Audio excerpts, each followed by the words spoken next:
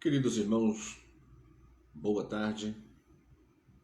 Estamos iniciando mais uma edição do nosso Pão das Três, o encontro da Igreja Batista em Vila das Belezas de todas as tardes, todos os dias. Claro, temos falado aqui, exceto as quartas e domingos, porque temos os nossos culto à noite de quarta-feira e domingo de manhã e domingo à noite, às 19 horas. Todos os demais dias nós temos a nossa edição do Pão das Três. Este encontro especial que a nossa igreja promove para edificação, para alegria, para promover a comunhão, promover a paz, promover o crescimento, para promover a oportunidade de alimento espiritual para todos os membros da nossa igreja, os agregados, queridos irmãos membros de outras igrejas, outras denominações que de vez em quando nós encontramos alguns queridos irmãos por aqui, colegas, pastores, amigos, que de vez em quando também entram aqui, participam conosco deste culto.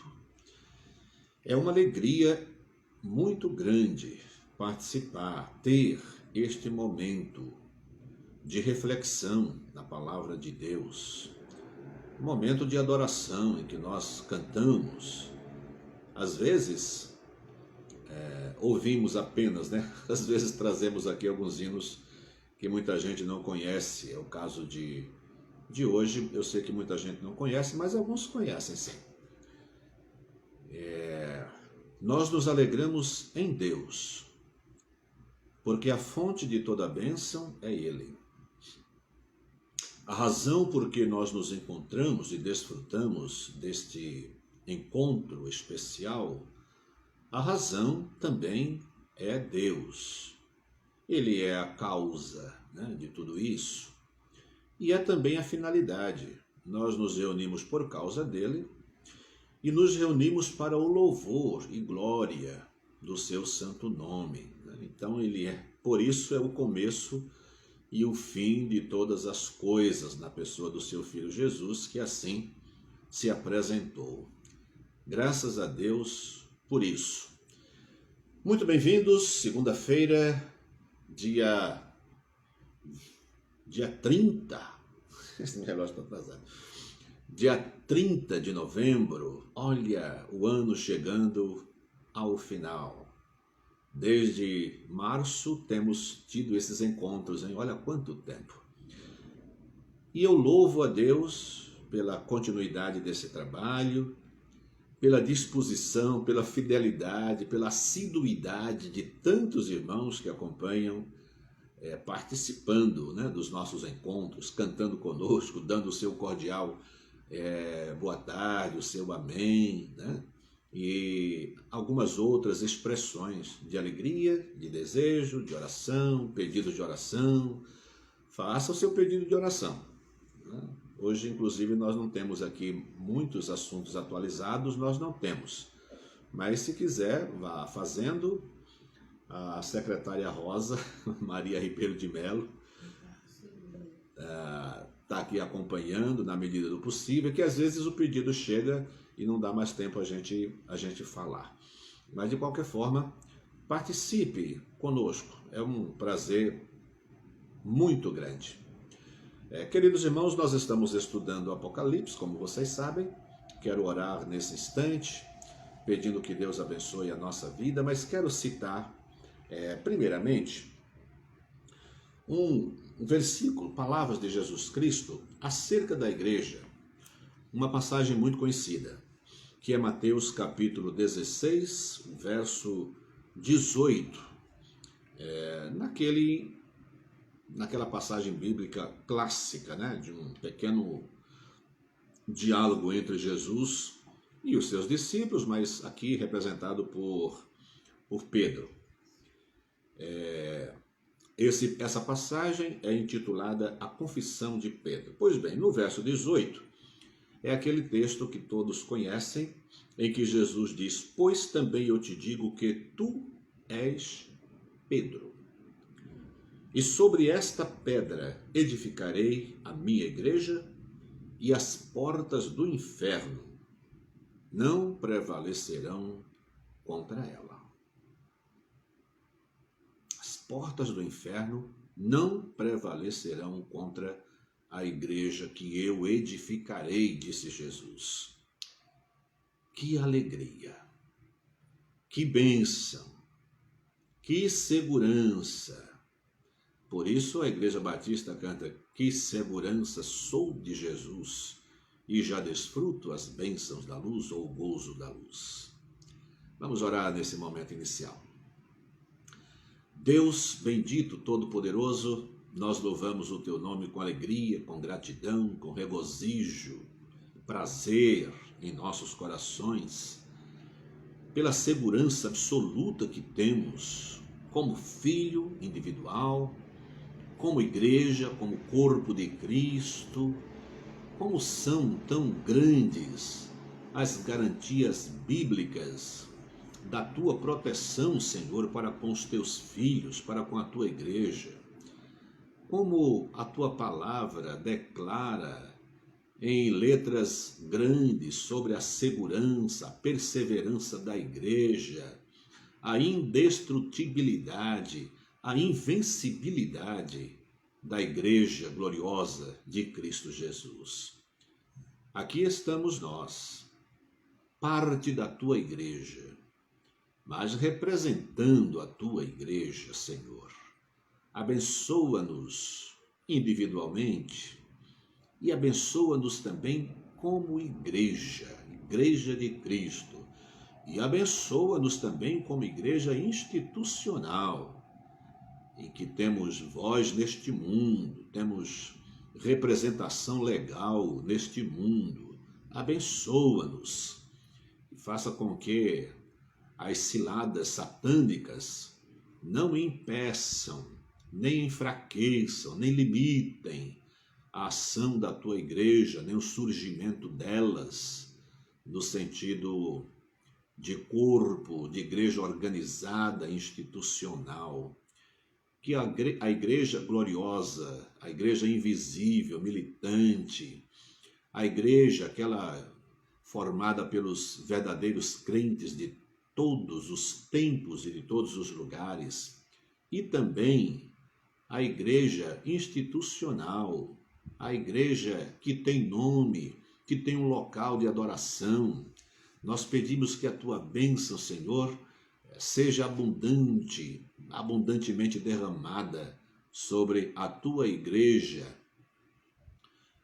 tanto essa igreja invisível, a verdadeira igreja, formada apenas por crentes redimidos, e a igreja institucional, que tem também um governo, uma liderança humana. Essa com as suas falhas, né? Essa igreja tem falhas, mas é a tua igreja e é a forma dela existir e de ser vista, ser conhecida aqui neste mundo.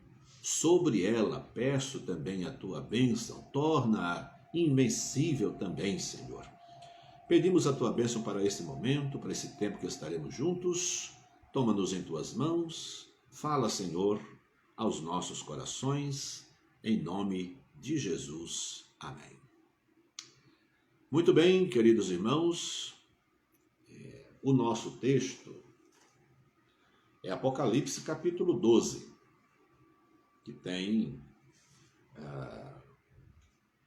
a mulher e o dragão como personagens dessa passagem bíblica, claro, né?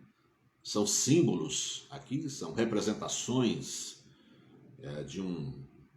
da igreja de Israel, e o dragão é Satanás, a mulher é o povo de Israel, a mulher é a igreja. Então nós vamos considerar essas coisas.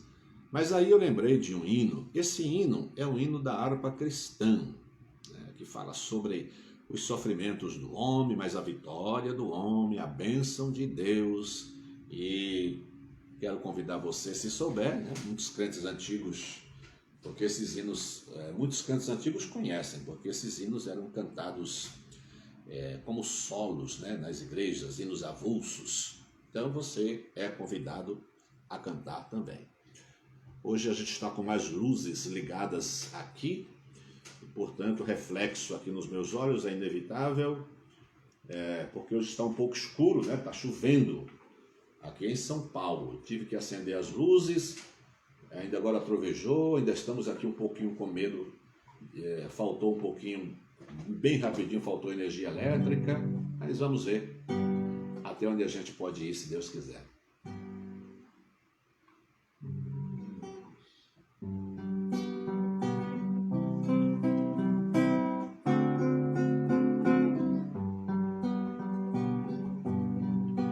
Bem-aventurado é o que confia no Senhor, como fez Abraão.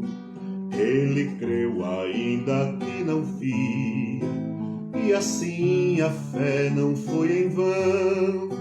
É feliz quem segue fielmente nos caminhos santos do Senhor. Na tribulação é paciente, esperando no seu Salvador. Os heróis da Bíblia Sagrada não fruíram logo os seus troféus, mas levaram sempre a cruz pesada para obter poder dos céus, e depois saíram pelo mundo como mensageiros do Senhor, com coragem e amor profundo, proclamando Cristo Salvador. Quem quiser de Deus ter a coroa, passará por mais tribulação. Às alturas santas ninguém voa sem as asas da humilhação. O Senhor tem dado aos seus queridos parte do seu glorioso ser. Quem no coração for mais ferido, mais daquela glória há de ter.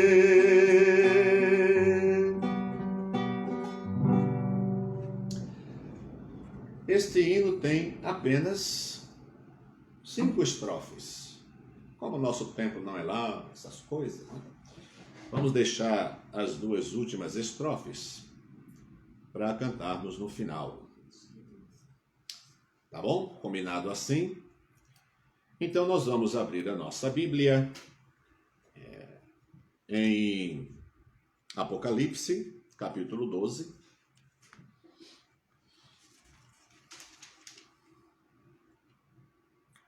São 17 versículos apenas. E eu vou fazer a leitura de toda a passagem, de todo o texto. Depois a gente faz algumas considerações.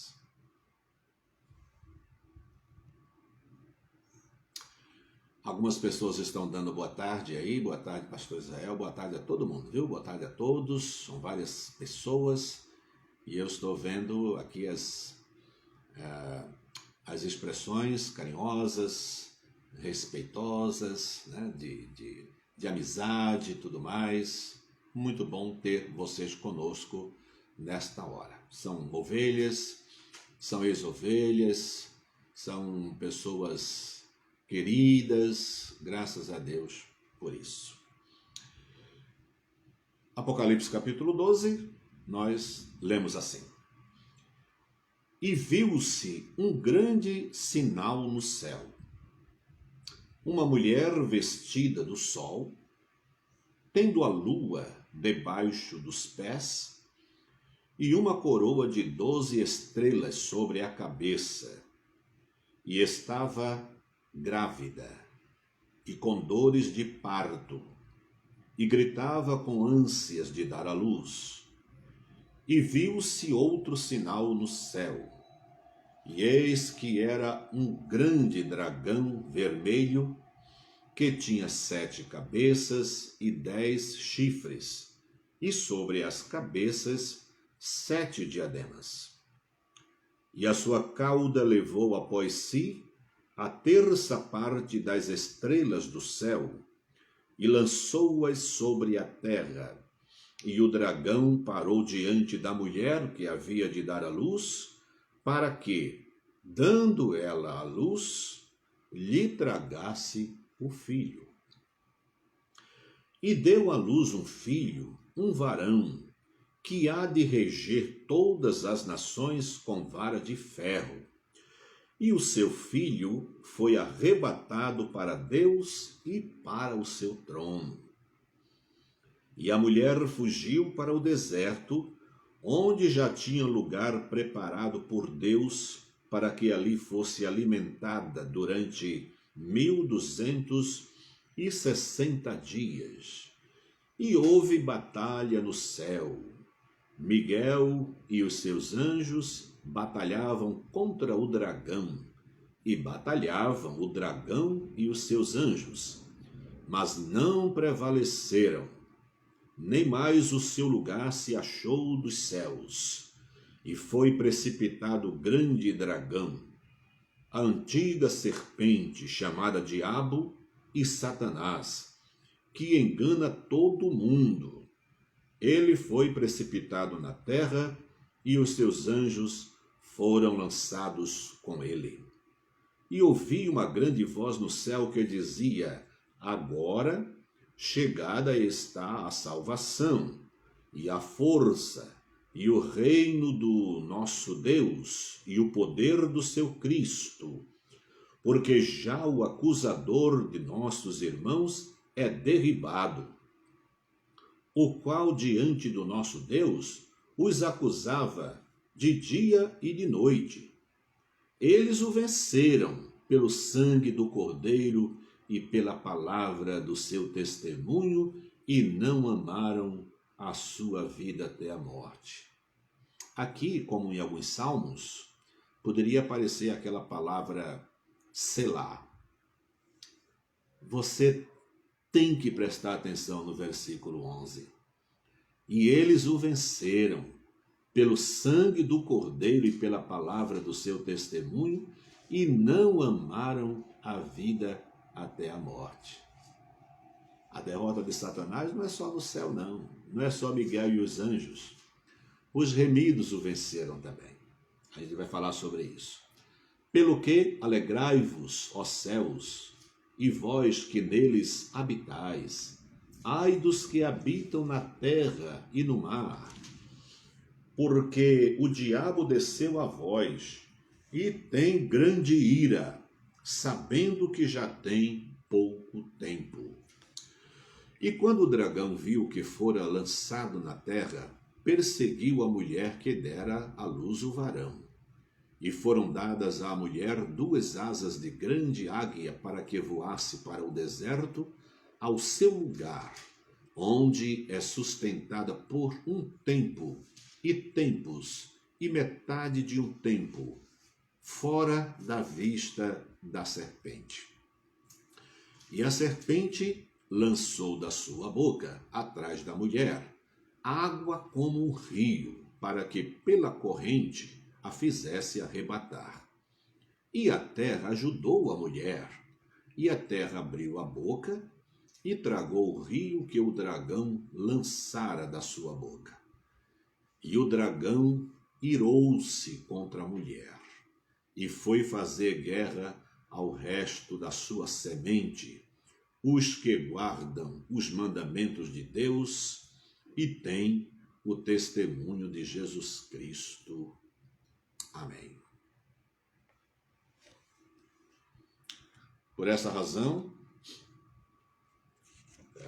li na abertura da nossa live, li Mateus capítulo 16, o verso 18. A nossa live dei o título A Resistência da Igreja. A resistência da igreja. Nós não sabemos muito bem ainda o que é uma igreja. E por não sabermos o que é a igreja, nós erramos muito. Erramos inclusive contra a igreja. Às vezes dizemos coisas que atingem a igreja de Cristo. Às vezes, nós os crentes fazemos crítica à igreja. Se soubéssemos quem é a igreja, se soubéssemos, se conhecêssemos a intensidade, a dimensão do amor de Deus, de Cristo Jesus para com a igreja, não olharíamos para as falhas da igreja. Porque as falhas da igreja são, na verdade, falhas nossas, de membros da igreja, né? Ora, falhas de membros, ora, falha de liderança, de pastores, de pregadores, de líderes. Mas a igreja de Cristo Jesus, nós precisamos ter muito cuidado quando falamos da igreja. E precisamos ter muito cuidado quando dizemos também que amamos a igreja. Quando abrimos os nossos lábios para declarar amor à igreja de Cristo Jesus, o que é que está em nossa mente? O que é que está em nosso coração quando dizemos que morremos de amor pela igreja? É pelo nome, Igreja Batista em Vila das Belezas, porque temos ali alguns amigos, temos filhos, temos pais, temos uma história ali dentro. É por isso que a amamos. Ela não é maior que outras igrejas locais, só porque nós temos uma história dentro dela. E ela não é menor que as outras igrejas locais, porque ela não tem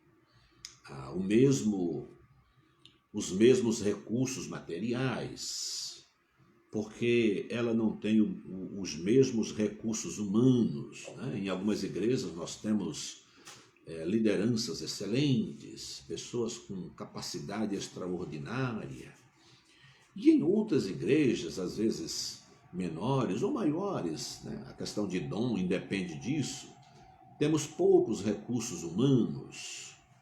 Mas não é isso que faz uma igreja ser maior ou menor, e não é isso que nos faz ou nos deve fazer amar uma igreja local. Amamos a igreja porque ela é a igreja de Cristo. Amamos a igreja local porque ela é uma expressão do corpo de Cristo. Nós a amamos e por trás desse amor deve haver uma fundamentação bíblico-teológica que em nossa mente deve estar de forma cristalina, sabendo, né, convictos e assim, bem conscientes do que Cristo fez por ela. Fazendo por ela, ele fez por mim individualmente, fez por você individualmente, né? E a igreja é o resultado de uma soma de várias individualidades, a igreja local, por cujas pessoas Cristo morreu e amou, né, com um amor incomensurável. É por isso que amamos essa igreja. Por isso abrimos com essa passagem: as portas do inferno não prevalecerão contra a igreja, porque ela é edificada por Cristo Jesus. Ela é uma extensão de Cristo, ela é o próprio Cristo. Ela é a voz de Cristo, as mãos de Cristo, os pés de Cristo. Os dons do nosso Senhor Jesus Cristo podem ser vistos e ativos dentro da igreja e da igreja local, evidentemente. Então, o Apocalipse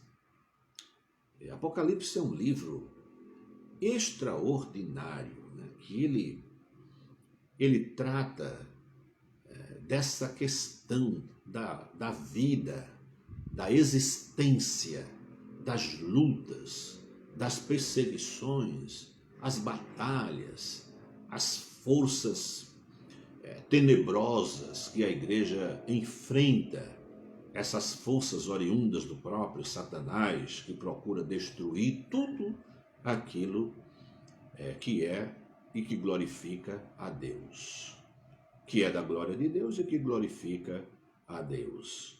Então, depois das trombetas, da sétima trombeta, nós vamos ter uma outra série, de 7 taças. São expressões de juízo, os 7 selos, as 7 trombetas, e agora nós temos a apresentação de algumas personagens bíblicas. Alguns até dão jeito para encontrar 7 personagens aqui, para seguirmos essa linha, de 7, 7, 7. Na verdade, temos aqui a mulher, temos o dragão, temos o filho, vamos ter no capítulo 13 a besta, que são 2, na verdade, vamos ter o cordeiro e os redimidos. Então vai dar 7, querendo agrupar assim em grupos de 7, porque é uma espécie de padrão que encontramos aqui no Apocalipse. Então temos aqui, antes das 7 taças, e aí, meus irmãos, quando chegarmos nas 7 taças, diferentemente dos 7 selos e das 7 trombetas, em que o juízo de Deus ele vem, mas ele vem recheado de misericórdia, Ele vem com o objetivo de atingir as pessoas incrédulas, mas levá-las ao arrependimento. O que se depreende das 7 taças, que são as expressões finais da ira de Deus, é que essa expressão final da ira de Deus, ela vem sem misericórdia. Não há mais misericórdia. É a expressão final, completa, da ira de Deus sobre os filhos da desobediência, em quem não há mais arrependimento. Por conseguinte, não haverá mais perdão, porque não haverá confissão, não haverá mais nada. A gente vai observar lá, Deus derrama os seus juízos e as pessoas sofrendo blasfemam contra Deus. Não há a menor possibilidade de arrependimento na vida e nos corações dessas pessoas. Isso tudo é preludiado por essas cenas aqui, olha, a mulher e o dragão. E viu-se um grande sinal no céu, uma mulher vestida do sol, tendo a lua debaixo dos pés e uma coroa de 12 estrelas sobre a cabeça. Bem, a gente pode dividir assim, do versículo 1 até o verso 5, o verso 5, essa mulher, ela pode representar o povo de Israel. As 12 tribos, olha aqui, 12 estrelas sobre a sua cabeça. E, na verdade, os estudiosos se dividem, entre essa mulher representar Israel ou ela representar a igreja. A discussão é daquele que bate os pés dizendo, não, ela representa o povo de Israel. E o outro lado que bate o pé dizendo, ela representa a igreja. Mas há uma linha, a intermediária, que na verdade apresenta a mulher representando o povo de Israel do verso 1 ao verso 5. Mas no verso 6, segundo essa visão, essa mulher já não representa mais o povo de Israel, mas a igreja. A igreja que Cristo traz. De 1 a 5, ela representa o povo que traz, pois é nele que nasce o Jesus Cristo. E a partir do verso 6, ela representa a igreja que Jesus Cristo trouxe e organizou. Porque na verdade é assim, o povo de Israel é um povo escolhido até o dia, ou período, ou tempo em que chega a chamada plenitude dos tempos, Jesus Cristo vem, institui a sua igreja, e Israel passa a precisar também de arrependimento, de confissão e de fé em Cristo Jesus, pois o seu período como o representante e como a base, né, da representação da fé em Deus, ele para quando chega a pessoa de Cristo Jesus. E o povo de Israel precisa também se arrepender dos seus pecados e reconhecer em Jesus Cristo o Messias, de que tanto Israel falou e em quem tanto esperou, né? Ou a quem tanto esperou, na verdade, a quem cai melhor. Quando ele chega, Israel não reconhece, então tem tudo aquilo, mas a igreja vai existir, Deus orienta a igreja. E esta mulher, a partir do verso 6, ela passa a representar a igreja de Cristo Jesus, né? O dragão, que é a figura de Satanás, o grande inimigo, né, da nossa alma, perseguidor dos filhos de Deus, procurando destruir tudo e enfrentar, né, o próprio Deus. Deus não precisa enfrentar Satanás, mas Satanás tem a ousadia de querer fazer guerra contra Deus, que é o seu Senhor também. Deus é Senhor de Satanás, nós já falamos aqui algumas vezes, pois que Deus é Senhor de tudo e de todos. E a gente vê, mesmo quando a mulher representa o povo de Israel, nós observamos o cuidado de Deus em guardar o seu povo, para manter a sua aliança.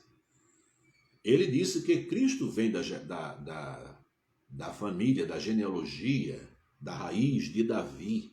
E Deus preservou não apenas Israel, mas toda a linhagem de Davi, para garantir que Jesus Cristo, que será conhecido como hoje é, né, o leão da tribo de Judá e a raiz de Davi, para garantir que as suas promessas se cumprissem, como de fato todas se cumpriram.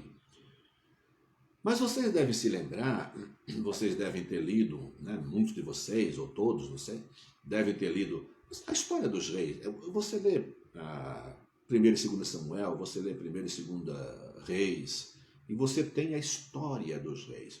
Em alguns momentos, dentro da linhagem, né, de Davi até Jesus Cristo, houve o período em que aqueles filhos, neto, bisneto, tataraneto e assim vai por diante, em alguns momentos, quase que a linhagem se quebra, porque de alguns reis que foram desobedientes, foram destruídos. Há casos em que restou apenas um filho do rei e foi protegido por Atalia, por exemplo. A gente se lembra, eu como não li a história, estou tendo uma lembrança vaga, não li agora, né, recentemente, mas isso mostra como Deus usou pessoas e situações para proteger a linhagem de Davi, para garantir, né, a árvore genealógica que vem até Cristo Jesus. Então essa mulher representa Israel? Representa. O dragão fica ali olhando, querendo tragar no momento exato em que ela der a luz, mas ela deu a luz e o filho foi arrebatado para o trono de Deus e protegido, e ela vai então perseguir a mulher. Neste momento aí, em que a mulher recebe duas asas, né, para voar, e ele, acostumado, né, o dragão lança fogo, mas o fogo não traz de volta, a água pode trazer de volta, porque a água que empurra é a água que, dependendo do movimento dela, é a maré enchendo e vazando, ela puxa. E ele lançou, em lugar de fogo, lançou água como rio para trazer aquela mulher de volta. Bem, a Gilvane Machado está dizendo que a live caiu.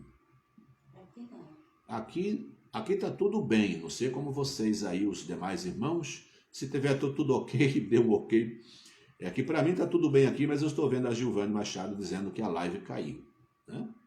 Eu estou fazendo aqui, a Rosa está assistindo aqui também, ela está vendo, parece que está tudo normal. Bem, então eu vou continuar. a terra abre a sua boca, providência divina, né? Providência divina. Beleza, Silas? Beleza, queridos irmãos outros, que está tudo normal. Então tá bom. Eu estava escrevendo. Hein? Eu estava escrevendo, está normal. Que tem algumas pessoas escrevendo que está tudo normal, graças a Deus. Então Deus usa a terra para abrir a sua boca e tragar o rio. Então a mulher foge. Satanás fica irado e vai fazer guerra contra a descendência, né, da mulher. E aí, cuidadosamente, João, né, escreve dizendo: aqueles que guardam os mandamentos do Senhor. Bem, são tantos detalhes e há certas coisas que eu não quero me preocupar com Apocalipse. Aquilo que a gente não pode dizer claramente o que é, eu não vou ficar insistindo e nem insistindo no meu próprio pensamento, porque são conclusões duvidosas quando ela possibilita 3, 4, 5 caminhos, ramificações, interpretações. Mas aí eu quero pular um pouquinho para essa batalha que há no céu, que começa no verso 7. Miguel e os seus anjos batalhavam contra o dragão, e batalhava o dragão e seus anjos, mas não prevaleceram. Nem mais o seu lugar se achou nos céus. Derrotado nos céus e expulso. E foi precipitado o grande dragão, a antiga serpente chamada o diabo, Satanás, que engana todo mundo, e ele foi precipitado na terra, e os seus anjos foram lançados com ele. Nesse momento surge uma grande voz, e ouvi uma grande voz no céu que dizia: agora chegada está a salvação e a força e o reino do nosso Deus e o poder do seu Cristo, porque já o acusador de nossos irmãos é derribado, o qual diante do nosso Deus os acusava de dia e de noite. Enquanto nós estamos aqui fazendo este culto, realizando este culto, né? Mais do que uma live, é um culto, né, de adoração a Deus. Satanás nos acusa. Mas o Apocalipse já mostra que Satanás não é derrotado só por Miguel e os seus anjos. Satanás é derrotado por você e por mim, por nós também. Mas vamos prestar atenção, que aí estamos ligando o verso 10 com o verso 11. Na parte B do verso 10, porque já o acusador de nossos irmãos é derribado, o qual diante do nosso Deus os acusava de dia e de noite. Mas o verso 11 começa dizendo: e eles o venceram. Quem são eles? Nós, os que eram acusados pelo próprio Satanás. E eles o venceram, não é por nossa força, não é por nossa capacidade. E eles o venceram pelo sangue do Cordeiro e pela palavra do seu testemunho, e não amaram a sua vida até a morte. 3 elementos importantes se unem aí para conceder vitória aos remidos por Cristo Jesus. O próprio sangue do Cordeiro. Isto é maravilhoso. Porque você e eu sabemos que Satanás não nos acusa apenas perante Deus. Ele acusa a nossa consciência. Quantas vezes nós nos sentimos derrotados? Quantas vezes queremos retroceder, voltar atrás? Porque em alguns momentos Satanás consegue soprar no nosso ouvido e falar das nossas próprias fraquezas, de que as coisas não vão dar certo. Olha, enquanto essa pandemia continuar por aí, Satanás está falando no ouvido de muita gente, dizendo que não adianta, que desse jeito a igreja não dá, tudo vai cair, você não pode, não vai para frente, esse negócio vai andar para trás. Nada disso. Aqui o sangue do Cordeiro é apresentado como um elemento em nossa defesa. Então, sempre que Satanás balbuciar no seu ouvido, falando que você é indigno, que você não vai para o céu por causa dos seus pecados, nós não temos nenhuma ferramenta em nós mesmos que nos dê capacidade, ou que nos torne capazes de vencer as tentações e apagar os nossos pecados. Mas o sangue de Cristo Jesus, que é o sangue do Cordeiro, 1 João 1, 8 e 9, se confessarmos os nossos pecados, pode terminar para mim? Se confessarmos os nossos pecados, Ele é fiel e justo para nos perdoar os pecados e nos purificar de toda injustiça. Então, para cada balbuciar de Satanás acusando-nos, nós respondemos apresentando o sangue de Cristo Jesus, que nos limpa e somos aceitos por Deus por causa da limpeza que o sangue de Cristo, o sangue do Cordeiro, opera em nós. Não há por que temer, não há por que confiar ou se deixar influenciar pelas palavras de Satanás, do acusador da nossa alma. Aqui o verso 11 diz, e eles, nós, venceram pelo sangue do Cordeiro e pela palavra do seu testemunho. O que estamos citando agora é a palavra. O sangue de Cristo nos purifica de todo pecado. O sangue de Cristo satisfaz plenamente as exigências da justiça divina e nos torna aptos para o céu, para a eternidade. Sim, eu não posso, eu não tenho mérito, eu sou pecador. Mas o ir para o céu não é uma decorrência dos nossos méritos, mas do poder do sangue de Cristo, e este nos alcançou e nos lavou. Volte para o inferno, para a sua toca, para o seu reduto. Aqui não. O sangue de Jesus nos purifica de todo pecado. E é Ele que nos dá a garantia do perdão, da aceitação e da vida eterna e a eternidade com Cristo Jesus. E não amaram, o terceiro elemento aqui, e não amaram a sua vida até a morte. Agora, isso aqui a gente precisa prestar atenção, não é? Os que venceram são os que não amaram também a sua vida até a morte. Aí nós precisamos reconsiderar muito a nossa vida e o nosso envolvimento no reino de Cristo Jesus. Desde a minha infância até agora a velhice, a minha vida já idosa, nesse tempo todo nós observamos pessoas voltando atrás, retrocedendo, abrindo mão de atuações no reino de Cristo Jesus, porque às vezes são vocações que atrapalham a carreira, atrapalham sonhos humanos, e há pessoas que por causa dos seus próprios sonhos, da sua carreira, se afastam do Evangelho de Cristo Jesus. Os que venceram Satanás são aqueles, a parte finalzinha aí do verso 11, que não amaram a sua própria vida até a morte.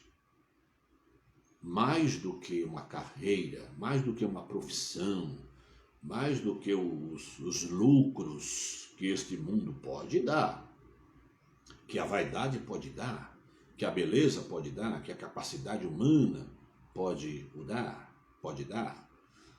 Mais do que isso está a vida, que vale muito mais do que qualquer carreira. Os que venceram Satanás foram aqueles que amaram a Cristo e o Cordeiro e foram fiéis acima dos interesses da sua própria vida. Quer dizer, eu morro, eu perco tudo. A minha carreira, o que vale ela diante do caminho para a eternidade? Até onde a minha carreira vai me levar?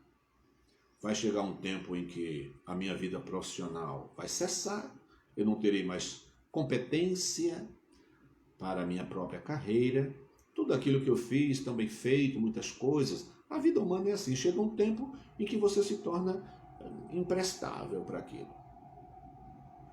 Você não tem mais capacidade. Todos nós, né? Temos o nosso momento de dependência na infância, crescemos, nos desenvolvemos, nos tornamos fortes, capazes, inteligentes, produtivos, geramos coisas, produzimos coisas, crescemos às vezes financeiramente, intelectualmente, né? Politicamente, socialmente nós crescemos e depois vamos minguando de novo. A vida é assim. Aí você deixa o evangelho por causa dessa carreira que tem começo, meio e fim e abre mão da eternidade, que para nós tem começo, né? Porque não somos eternos. Eterno é Deus, mas Ele nos dá eternidade em Cristo Jesus. Então a eternidade para nós começa.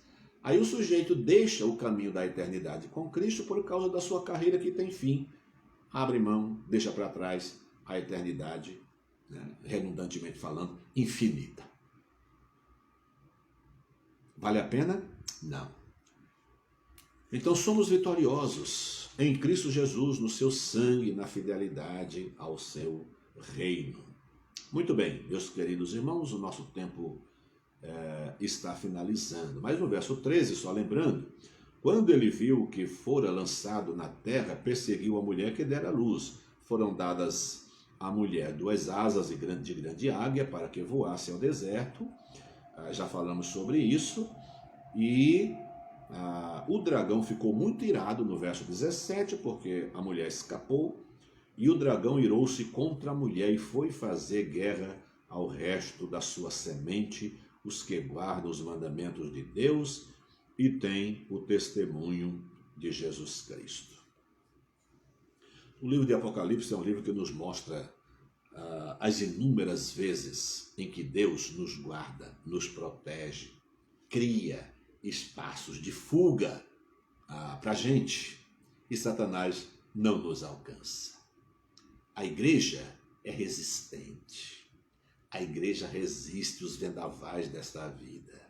A igreja resiste às maiores investidas de Satanás para destruí-la.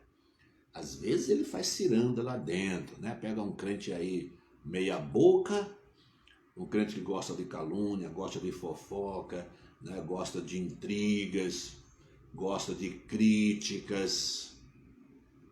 Acaba sendo instrumento de Satanás para criar um rebuliço dentro da própria igreja. Mas a igreja sobrevive. Às vezes a igreja precisa tomar medidas, é sofrimento, é dor, é choro, sai um bocado de gente, faz uma limpeza e a igreja é poldada e ela retoma em algum momento o seu crescimento em Cristo Jesus. Que Deus guarda, Deus protege, Deus defende a sua igreja. Igreja gloriosa. Aí quando eu vejo essa mulher vestida aqui do sol, né, do comecinho, e viu-se no céu uma mulher vestida do sol, o esplendor, a glória, a beleza da igreja de Cristo Jesus e a beleza da vida cristã. A vida cristã é bela. Se os nossos olhos pudessem contemplar a vida cristã de forma palpável, né? O que ela é, como ela é vista pelo próprio Deus. Deus olha para a nossa vida em Cristo Jesus, o que é que ele vê? O seu próprio Filho. Este é o meu Filho amado em quem me comprazo. Em Cristo Jesus somos plenamente aceitos diante de Deus. Vamos orar, queridos irmãos? Teve alguma atualização? Não. Então, nós não tivemos atualizações, né? O que pode ser um bom indício, né? Ou o indício de alguma coisa boa. Ou todos estão melhores, né? Graças a Deus por isso. Mas a gente continua orando pelos nossos grupos, né? As pessoas enfermas, os nossos idosos, os idosos doentes também. E aquelas pessoas que têm problema assim um pouco mais crônico, né? Além da idade, tem os problemas, estão em tratamento. Aí a gente cita aqui o João Freitas, a Tata, o Wilson, a Iraildo, o Gabriel, né? o Samuel. Esse Samuel tem o mesmo problema do Gabriel e a gente tem orado por eles, né? O Severino, Moisés e os demais, né? Não sei quem mais tem algum problema assim mais sério, mais grave, mas aí oramos por grupos também, né? Os nossos idosos, os nossos irmãos que trabalham em áreas muito difíceis, vamos orar por ele, por esse grupo, e por desempregados, louvamos a Deus, porque apesar desse tempo todo, né, em que pessoas estão desempregadas e tudo mais, Deus tem mantido a nossa igreja e tem dado condições à igreja de manter os seus projetos missionários sem ameaça nenhuma. Deus bendito, santo e bom, que abençoa a nossa igreja. Estamos, na verdade, em lugar de pensar em fugir, parar com trabalhos missionários, não, estamos começando, estamos em campanha missionária de novo, missões regionais em dezembro. Vamos apoiar projetos aqui no Brasil, igrejas pequenas próximas de nós, igrejas longe também, como em Aracaju, como no Amazonas, em Lages, Santa Catarina, né? Vamos apoiar esses projetos e projetos missionários na América Central com o pastor Jadai, na Costa Rica e na Nicarágua. Então, quer dar a sua oferta para missões? Dê a sua oferta. A igreja, nos cultos de quarta e de domingo, ela coloca inclusive a conta da igreja, que é para onde se deve dar oferta missionária. Queremos levantar uma oferta missionária nesse período difícil? Queremos dar uma expressiva oferta missionária para a América Central, para o Amazonas, para Aracaju, para Lages, Santa Catarina e igrejas pequenininhas próximas de nós, para a glória de Deus. Sim, Juraci, nós estaremos orando pelo Severino, né? Você colocou aí que você foi ao hospital, atualizando o quadro do Severino, Bibil, nós estaremos orando. Queridos irmãos, vamos orar? Deus bendito, todo-poderoso, em tuas mãos está a nossa vida, o nosso passado, o nosso presente e o nosso futuro, a nossa saúde e também a nossa enfermidade. O Senhor tem propósitos específicos na nossa saúde. O Senhor tem propósitos específicos na nossa doença, na nossa enfermidade, na nossa vida jovem, e também na nossa vida adulta e na nossa vida já idosa. Tudo e em todas as coisas o Senhor tem propósitos. Como é bom estar em tuas mãos, ó Deus, e saber que de algum modo estamos cumprindo um propósito teu. Se estivermos bem de saúde, assim será. Se estivermos doentes, também estaremos cumprindo algum propósito teu. Porque não há nada aleatório, não há nada sem propósito no reino do Senhor. E nas relações do Senhor conosco, com seus filhos que somos, o Senhor tem propósitos. O Senhor tem ideais, o Senhor tem planos para a nossa vida. Bendito seja o teu nome. Abençoa, pois, ó Deus, dando alegria aos que estão enfermos e aos que estão saudáveis, sabendo que igualmente o doente e o saudável, o velho, o idoso e o novo, todos estamos em tuas mãos do mesmo jeitinho. Nenhum de nós é maior ou menor, mais forte ou mais fraco diante de ti por estarmos doentes ou com saúde. Estamos todos cumprindo propósitos específicos do Senhor. Abençoa, pois, ó Deus, dando toda tranquilidade, perseverança e resistência, como tens dado à tua igreja, ao teu povo. Abençoa os nossos irmãos enfermos, os nossos idosos também, os nossos irmãos enfermeiros, dentistas, médicos que trabalham em segurança, em hospitais, em clínicas, em laboratórios, enfermeiros, assistentes sociais, Abençoe a nossa pátria, o nosso Brasil. Abençoe, Pai querido, este momento em que a igreja vive, hoje ainda em sua maioria, fazendo os trabalhos desta forma, à distância. Bendito seja o teu nome por essa possibilidade. Obrigado, Pai, pela edificação recebida nesta tarde. Que a tua palavra vivifique em nossos corações, é o que te pedimos, em nome de Jesus. Amém. Queridos irmãos, são 4h55. Eu falei de 2 estrofes, então são estrofes que falam muito o hino de 5 estrofes. E essas 2 últimas, como as demais, falam da nossa luta e do que acontece em nossa vida, o plano de Deus por trás, o amor de Deus por trás. Então, quero convidar você a cantar essas 2 últimas estrofes comigo. Quando aqui as flores já fenecem, as do céu começam a brilhar.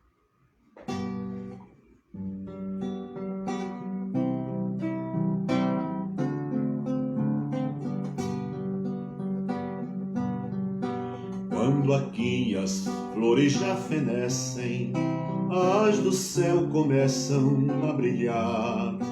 Quando as esperanças desvanecem, o aflito crente vai orar.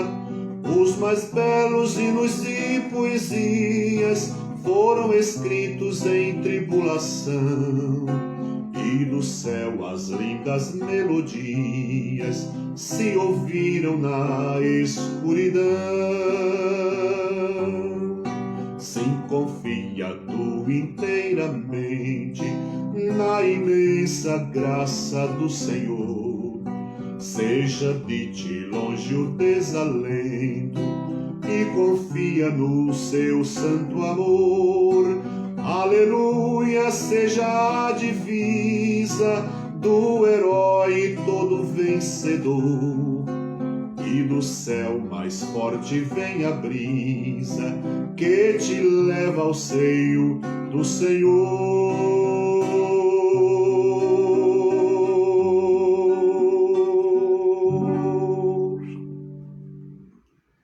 Um hino bonito, hein?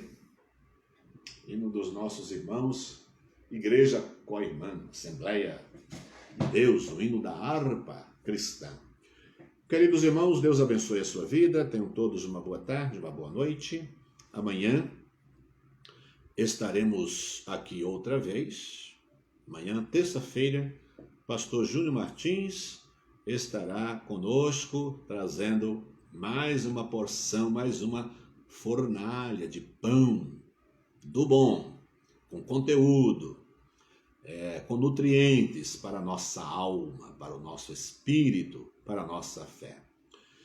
Acompanhe, participe dos nossos encontros todos os dias aqui no Facebook e às quartas-feiras às 20 horas o nosso culto no YouTube, domingo às 10h30 e às 19 horas os nossos cultos dominicais no YouTube. Um grande abraço, meus queridos irmãos, Deus abençoe profundamente a sua vida. Até amanhã, se Deus quiser.